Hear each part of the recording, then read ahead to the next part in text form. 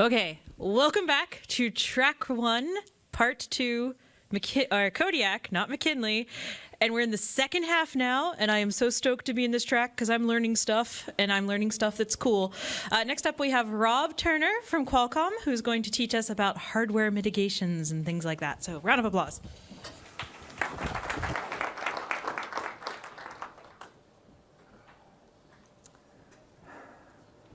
Oh, good day. Am I mic'd up and audible? Yeah. Cool. All right, well, good day. I'm Rob. I work for Qualcomm in their product security team. It's a pleasure and an honor to be here and have the opportunity to speak with you. I think in about 50 minutes, I'll start really enjoying the conference. My title is a little vague, and I haven't managed to find abstracts anywhere. So to give you some idea of what I'll be talking about a hardware extension in ARM v8.3 called pointer authentication. So it is necessarily specific to ARM, but I think the underlying ideas are interesting and of general interest. I'd think of it more as a software security talk than a hardware talk, because it's a hardware extension to solve a software security problem. I was shocked to learn recently that some people find the intricate details of hardware extensions to be a somewhat dry subject, and I don't understand these people, but I hope that if you're one of them, my enthusiasm for the subject will be contagious. This is an old deck.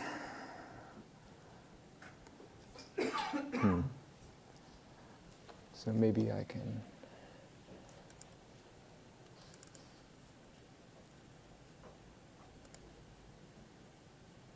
This looks better. All right, so here's the agenda. Based upon what I've seen come out of MSRC over the last few years, Microsoft as an organization understands the value of mitigations. So without any preamble, I'm going to jump straight into the design of pointer authentication. I've pitched the talk for an audience that's already familiar with stack smashing protection, data execution prevention, address space layout randomization, and at least at a very high level control flow integrity. So you'll get the most out of it if you're kind of already familiar with some of those ideas. After talking about the design, I'll talk about the cryptography that's involved. I'll spend some time talking about the security that the extension offers, and then I'll wrap up with some of the ways we see it being applied. Good news is that I updated the presentation and didn't go back to update the agenda. So the last two sections, there are fewer slides there than it says. So we're going to start with the question, what's in an ARM v8 pointer? And it would be reasonable to assume that the only thing in a pointer is the virtual address of the object that's being pointed to. But that's not quite the case. ARM v8 through ARM v8.1 supports 48-bit address spaces. And in ARM v8.2, they added an extension that lets you go up to 52 bits. But this still leaves 12 bits that aren't part of the virtual address. And if you spend much time with hardware folk, you learn that kind of unused bits makes them uncomfortable. They try to cram as much stuff in as little as they can. So it turns out that the upper byte also has a use. There's a feature of the processor called address tagging. And if you enable this feature, it lets you store any kind of value in the upper 8 bits of a pointer that's totally ignored during address translation.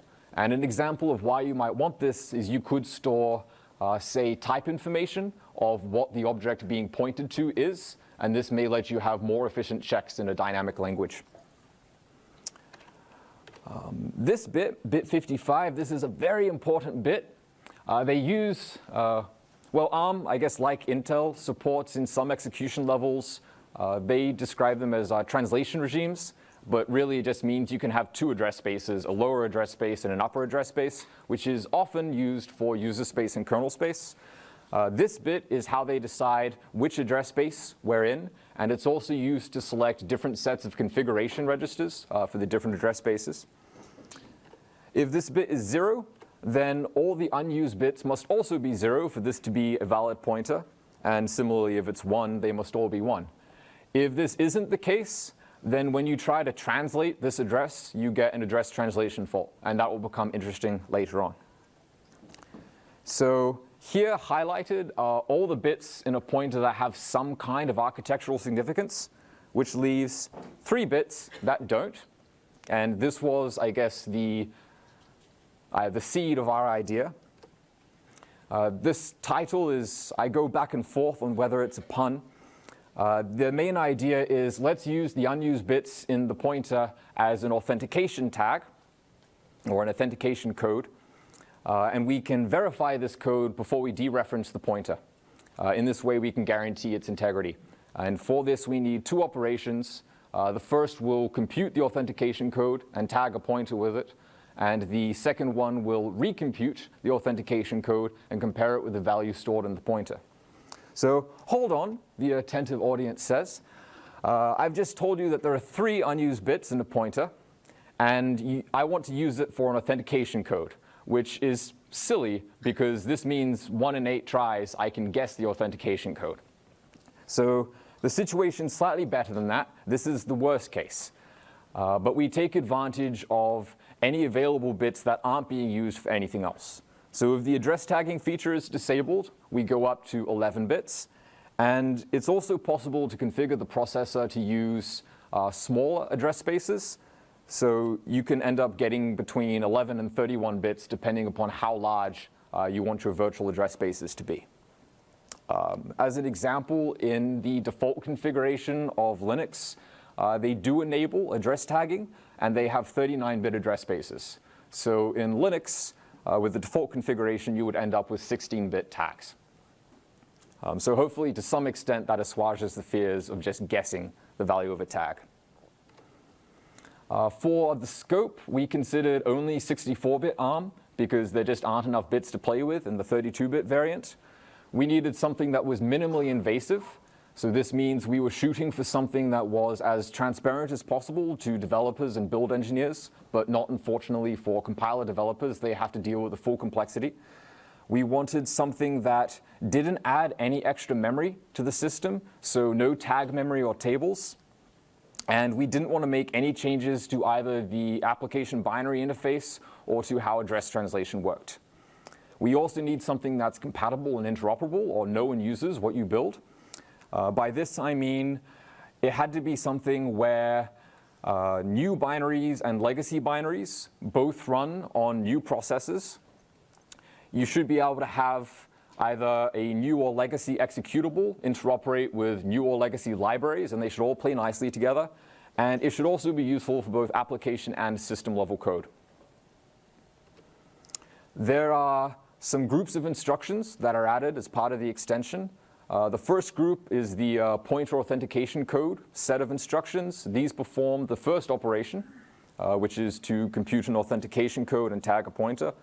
And the second grouping of instructions, the auth instructions, they perform the second operation. They verify a pointer by recomputing the tag and comparing it with the tag inside the pointer. So some details on how this works.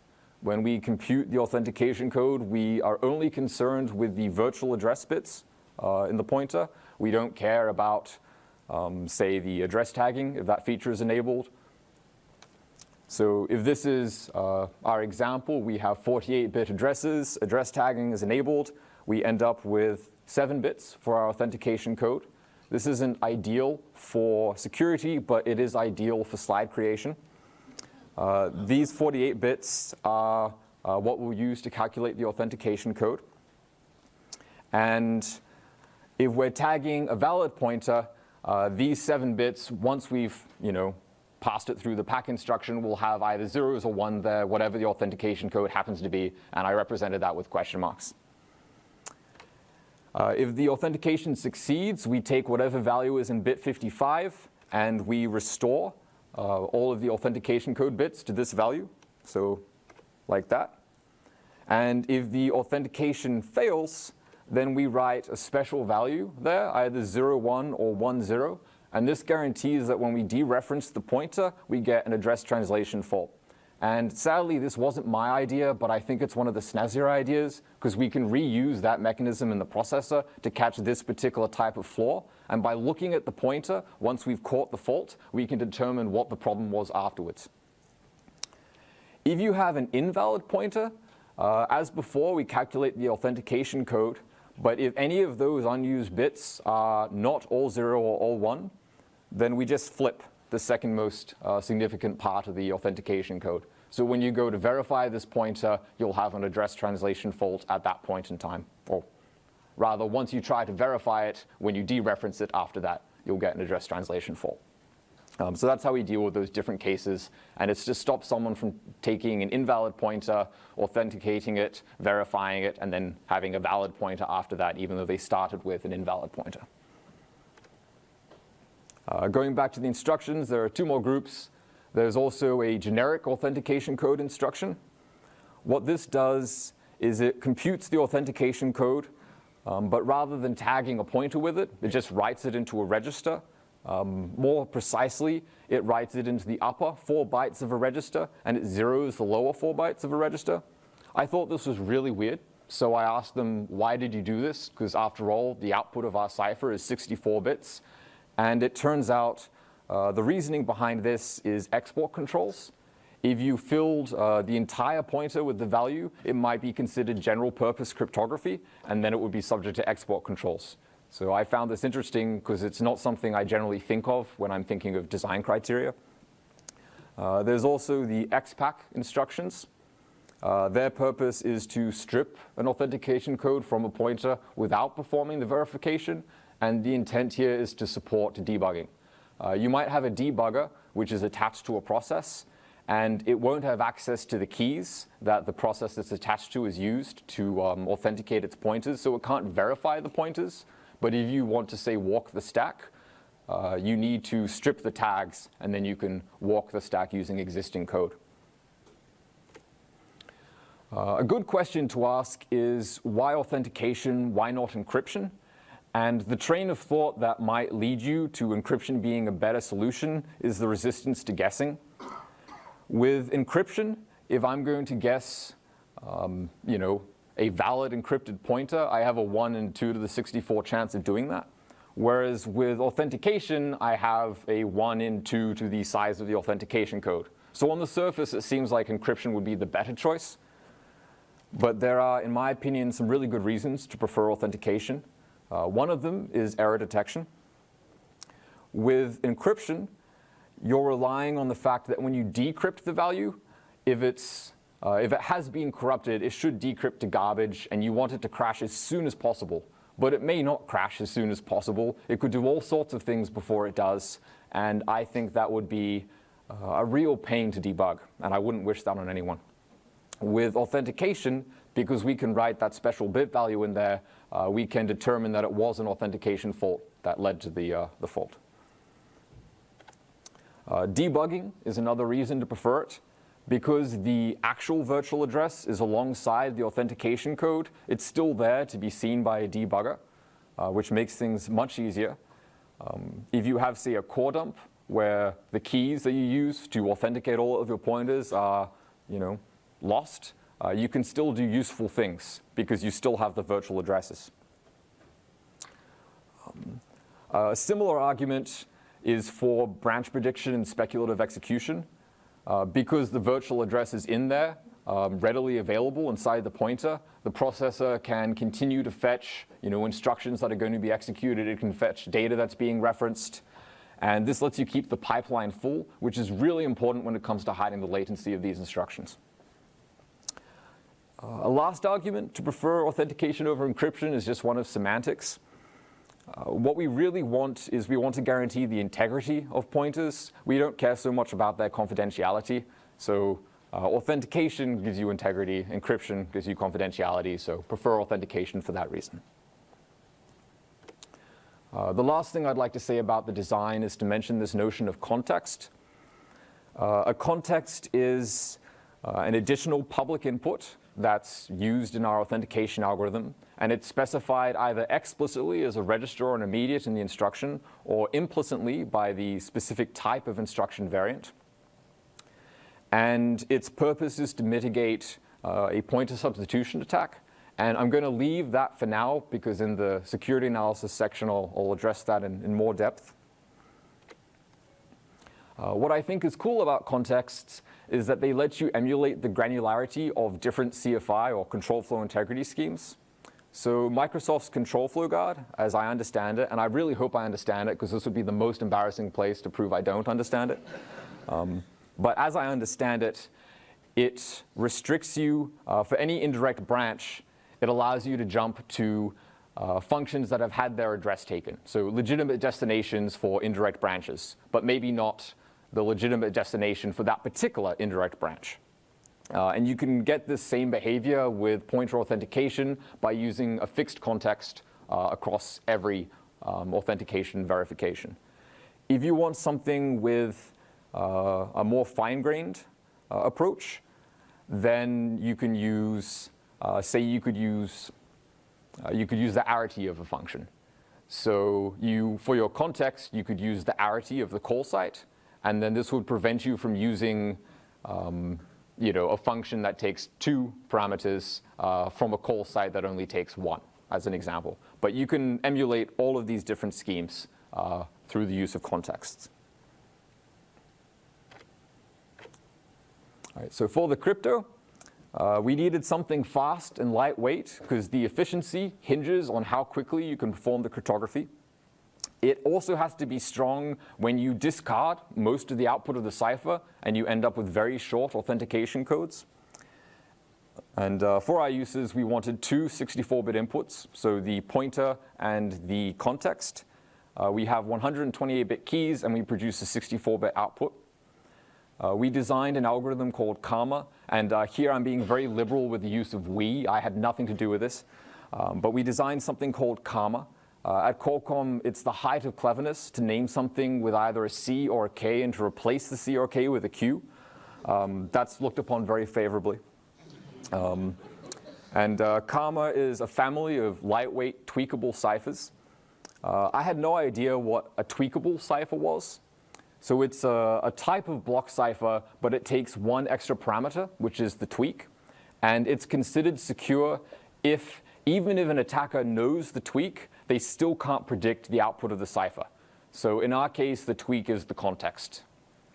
I guess they were designed originally to solve the problem of memory encryption, where if you had a block of memory that you were decrypting, you want it to be different from the other blocks of memory that may have very similar content.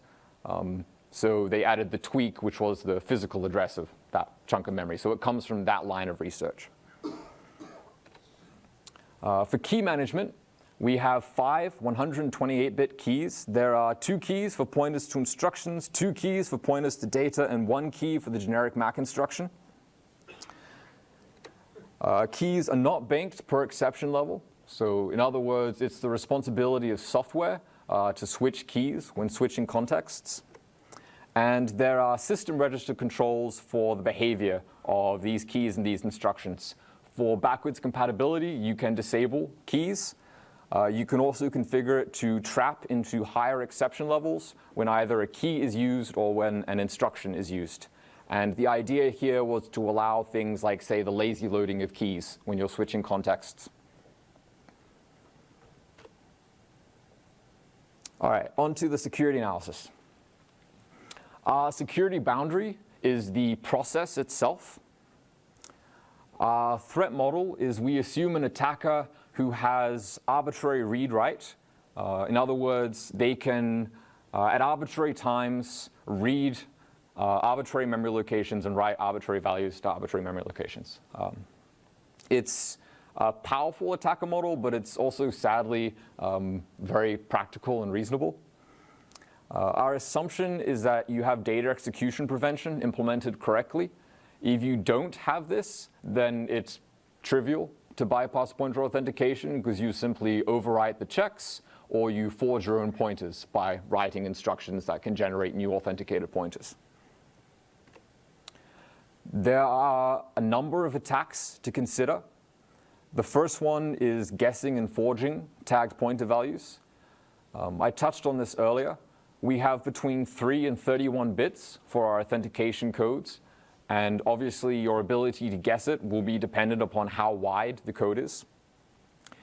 If you need to guess multiple pointers for your attack, then the chance of guessing all of them will increase exponentially. And for forging pointers, because we have a cryptographically strong algorithm, it's not possible to forge pointers no matter how many how many authenticated pointers you can see. It doesn't make it any easier to forge, another one. If an attacker has arbitrary memory read, say through a read buffer overflow or an uninitialized memory vulnerability, then they can read arbitrary memory locations. Stack smashing protection and address space layout randomization are vulnerable to information disclosure, but pointer authentication is designed to be robust here. Again, because we have a cryptographically strong algorithm, no matter how many authenticated pointers you collect, it doesn't help you, create new ones. And the keys aren't stored in process memory. The keys are stored in registers, and they're not available to the lowest exception level 0. For arbitrary memory write, this would be an attacker who has exploited, say, a stack or heap buffer overflow or a use after free vulnerability, and they can write to arbitrary memory locations. With pointer authentication, we can protect sensitive pointers by authenticating them. So save return addresses or function pointers, we can prevent an attacker from, or we can't prevent them from overwriting them, but we can at least catch it when they try to dereference the pointer. Similarly, we can protect pointers to sensitive data structures. However, as attackers have proven time and time again, they will just move to the kind of next lowest hanging fruit. So they will possibly resort to, say, data-only attacks as a next step, where they, say, overwrite an is-authenticated Boolean to bypass a password check. Or if you have a kernel exploit, you might overwrite the effective user ID of your process to elevate to root. And that, that is something that is not addressed by pointer authentication, hence the title, Raising the Bar. It doesn't entirely solve the problem, but the hope is that it will make exploitation either totally impossible in some scenarios or prohibitively expensive in others. The most interesting class of attacks we think will be pointer substitution attacks. Any pointers that are signed by the same key and with the same context are interchangeable. So a pointer substitution attack would involve the attacker leaking an authenticated pointer and then overwriting a different authenticated pointer with the leaked pointer. An example of where this may be a problem, let's say you have a program with complicated logging needs, and it can choose to write its logging output to either the console, a file, or a socket. The programmer might have decided to abstract this with a function pointer that can point to any of these three things. And if you also assume that at some point this program takes the address of the system C standard library function, then an attacker who can leak the authenticated pointer that points to system, and they can overwrite the logging function pointer and I guess also control the input to the logging function, they could still get arbitrary code execution even with authenticated pointers. There are a few ways we've tried to mitigate this. The first is by having 5 different keys, 2 for instructions, 2 for data, and 1 for generic use. It's not specified how to use the 2 different keys, each for instructions and data. We're hoping that there will be, I guess, some creative ideas in that space for good ways to, use one key for one set of operations and another key for the other set. The other way we attempt to mitigate this is with contexts. And if you're designing a mitigation that makes use of pointer authentication instructions, you should make as much use of context as possible in order to mitigate this threat. As always, there are key management concerns.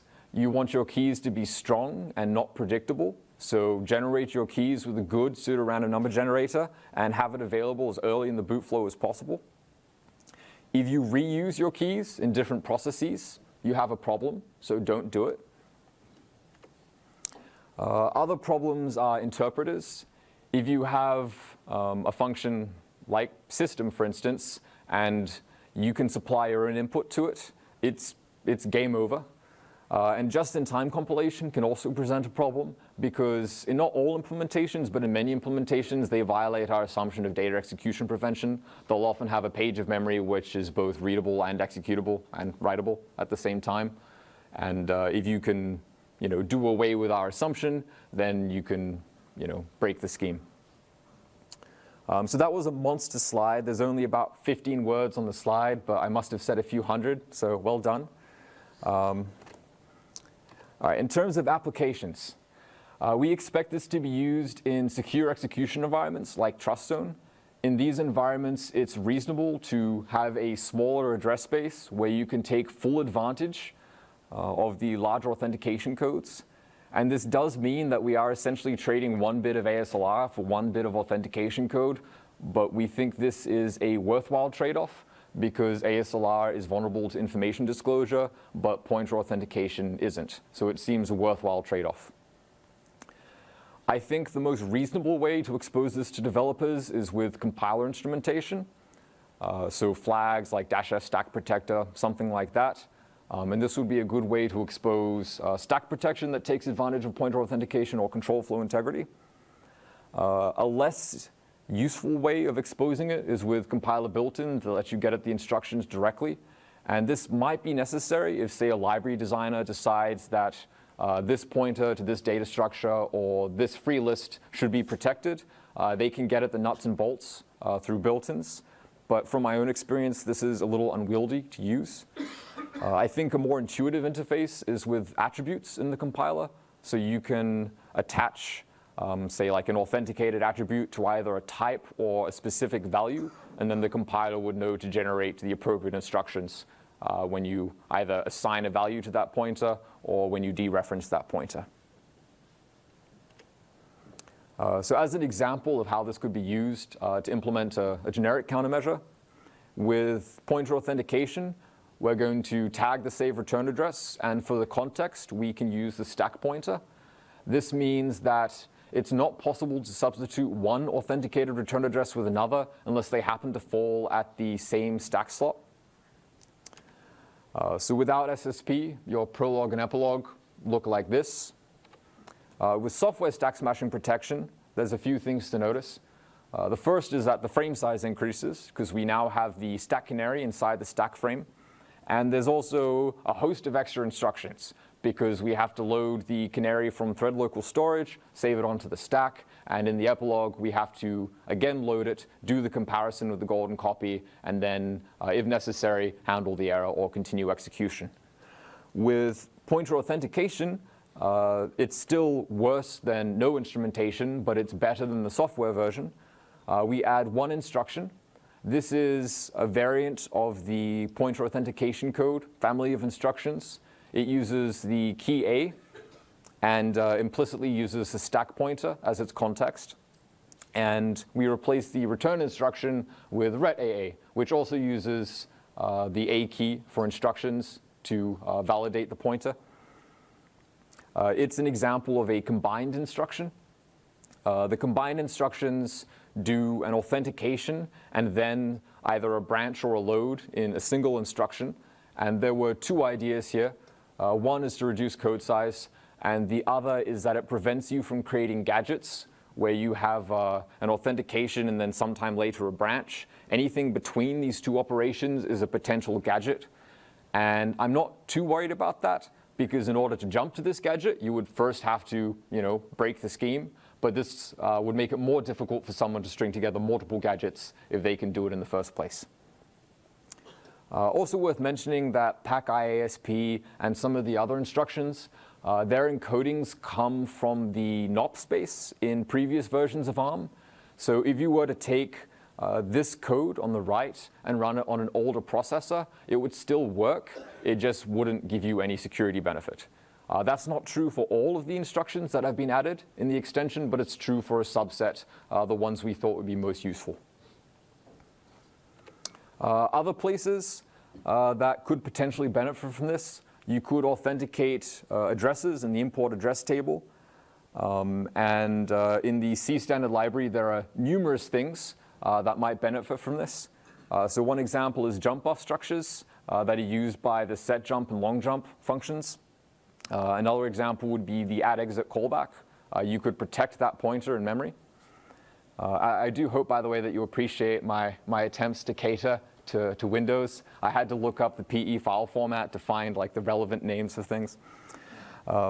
There's also APIs. So you guys have encode pointer and encode system pointer and the corresponding decode functions that right now use exclusive OR with a key that I think is stored in the operating system. You could augment that with pointer authentication. And similarly, glibc has a pointer mangle macro that it uses for pointers that are stored in memory. You could do pointer authentication there instead. And best of all, tagging every possible pointer would be where I'd like to see this go. All right, so to conclude, and I'll try to talk slightly slower because I have a lot of time to burn through. So pointer authentication, it's a new primitive that you can use to build software security mitigations. It's useful by itself, but you could also use it to build stack smashing protection or control flow integrity, kind of other countermeasures. As usual, the best results will come from understanding the application that you're trying to protect and knowing which pointers should not be changed. And I guess one of my personal takeaways from this is it's always beneficial to spread an idea as widely as possible before you do something silly like standardize it so it can't be changed. Because I come from a mobile background, and there were things that I did not think about, like nested virtualization and VM migration, that luckily other people did think about. So that, for me, is one of the kind of more important lessons from having worked on this. And I leave you with this, because I think it's funny.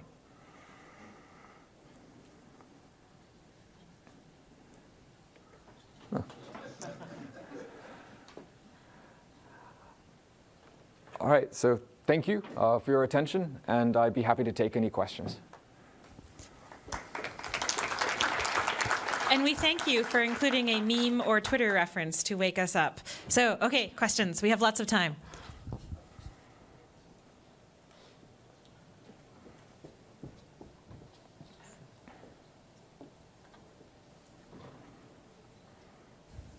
Hi. You talked briefly about switching some ASLR bits over to authentication bits. Can you talk about, do they fit together? Is ASLR sort of less necessary if you have signing? Is it unnecessary if you have signing? It's definitely not unnecessary because there still are, say, data-only attacks.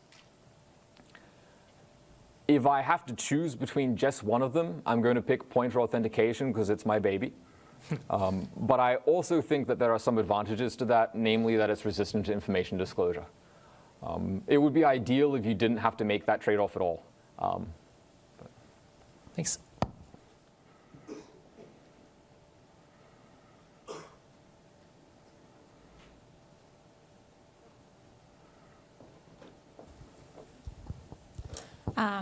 I'm just trying to understand it, like, a little bit in details. You said that worst case scenario is 3-bit free, right? Mm-hmm. How hard it would be to predict that some process runs under these circumstances? Because attacker typically goes after easier target, right? Mm-hmm. And in this case, despite the fact that you probably need to protect several pointers, 3 bits for several pointers, it's still constant time, right? So there's... Am I understanding it correctly? I think so. Your chances of guessing multiple pointers, I guess, decreases exponentially. But if it's only like 2 to the 3 each time, it's not so great anyway. Typically, most processes on the system will have the same address size. I think you could have an operating system where that wasn't the case, but I'm not familiar with any that work that way.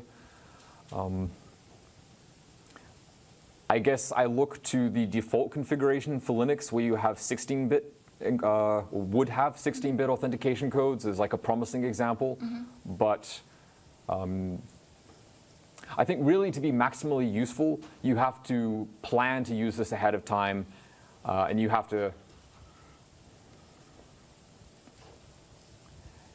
It's most useful where you have the flexibility to choose a small address space. So in something like Trust Zone, that seems very reasonable.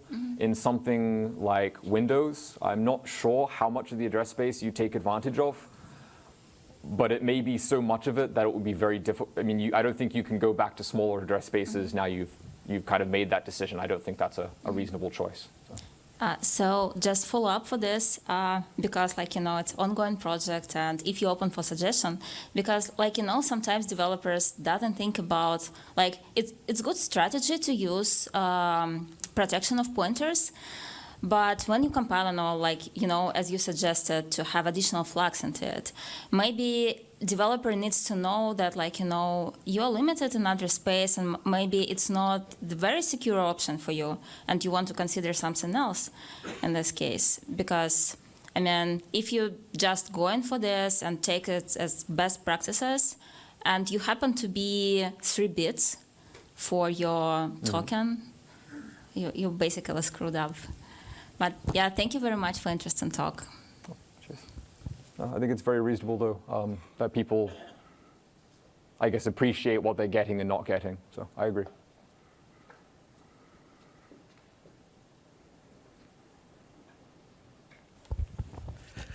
Hey, so what kind of overhead would you get by adding this? Because it seems like calculating that hash every single time would be a lot of overhead.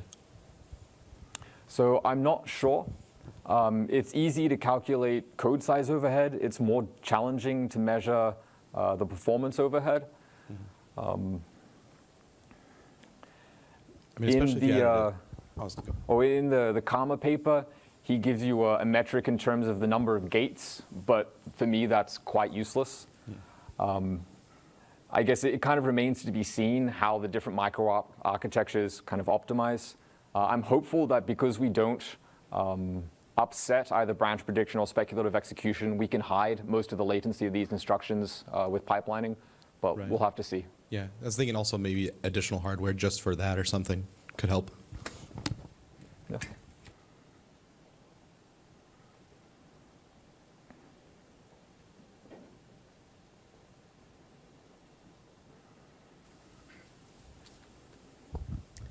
Well, thank you for your talk first.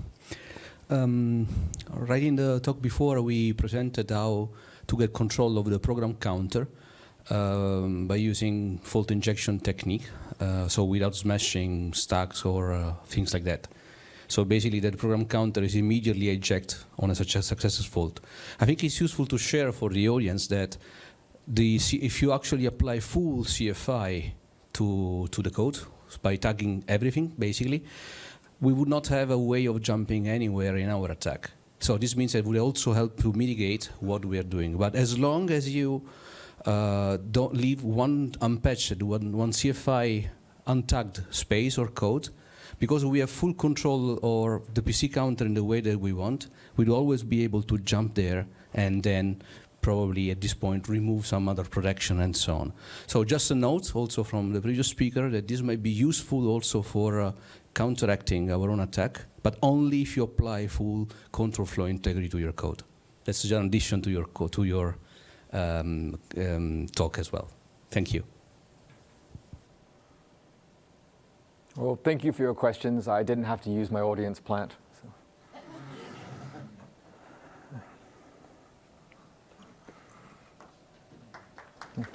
Hey, there's one more question.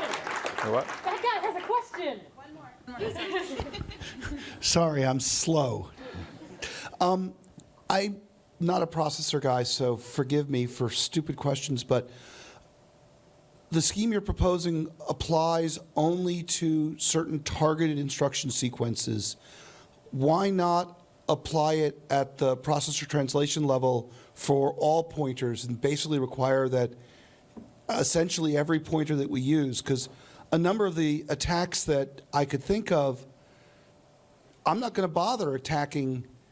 If I'm going to do a data-only attack, for instance, I'm not going to bother attacking the encrypted pointers. I'm just going to use the unencrypted pointers that give me the same benefit. You know, I guess the only way that I see that this makes sense is if you've encrypted every possible place where there's a code flow indirection through a pointer. So why not encrypt all code flow indirections through pointers? So that's what I hope happens. But as to the question of why not do that like without explicit instructions, why not just do that implicitly? That's an interesting idea. It's not one that I considered, or as far as I know, was considered. I guess let me think about that. And if I can think of a good reason for why that isn't a better way to approach it, I'll let you know. But it's another good reason to socialize ideas as widely as possible, because sometimes people who aren't processor guys have great ideas.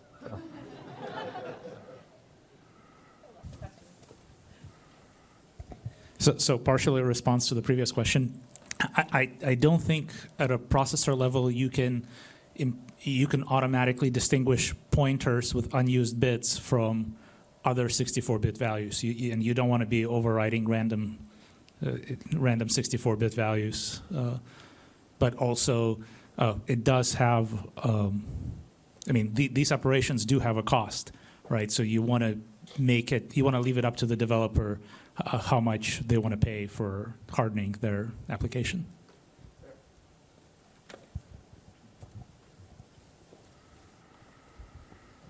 Hi, nice presentation. I'm mostly an x86 guy, so I have not programmed much in ARM. But if the pointer authentic code fails, is there any exception that is raised?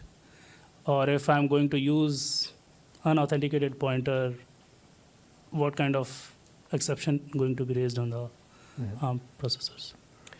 So if you attempt to verify a pointer and the verification doesn't succeed, then we write a special value where the authentication code used to be. And if you then use this pointer, it's guaranteed at that point to trigger an address translation fault. So you don't learn that there was a problem at the time you authenticate the pointer. You learn, or verify it rather, you learn that there was a problem when you use the pointer later on.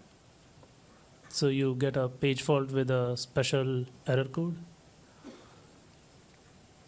Or So I'm not sure if you get a special error code, but the fault you get, by then looking at the pointer that caused the problem, you can see that special value and determine that it was a pointer authentication problem as opposed to just an invalid pointer that you try to dereference. so the linear address gets presented to the kernel or whatever? Yeah. Okay, thanks.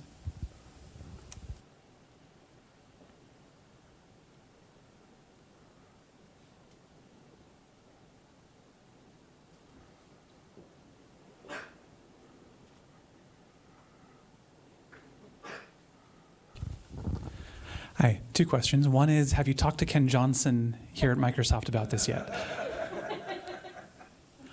No, I haven't. Fantastic. I'll come down after and give you his email address at least. He was one of the major people who coming up with CFG and some of these other mitigations, and would probably have some good input for you. The second one was, so from what we were saying is, when you go to decode the pointer, if the authentication check fails, you get a special value, but you don't throw an exception at that point, which makes sense. So therefore, you have an oracle, and the 3-bit case is trivial if you're already executing code, which is what we're trying to prevent in the first place, right? Sorry, can you repeat that? The decryption, the authentication check can be used as an oracle, correct? You can run as many as you want until you try to actually dereference the pointer. And then you can check yourself for the special bit pattern. So yes, but you're kind of assuming that you already have control over the flow of the program. Which is what we're preventing with this feature in the first place. Got it. Okay, thank you. And I guess just a comment on interactions with Microsoft. I meant to mention this in the security analysis part, but when this idea was given to other ARM partners, the Microsoft security team actually described like a pointer substitution attack in a browser environment, which we talk about in our white paper. And I'd like to say we address it, but really we just kind of say browser security is really hard, and we acknowledge that this is a way you can attack this idea. But they made that contribution to the design And I asked the compiler team, the Visual Studio team, if they were going to implement this, and they gave me a very kind of politic answer, but I think they wondered who I was. So, yeah. If you talk to the SRC, you eventually talk to Ken Johnson.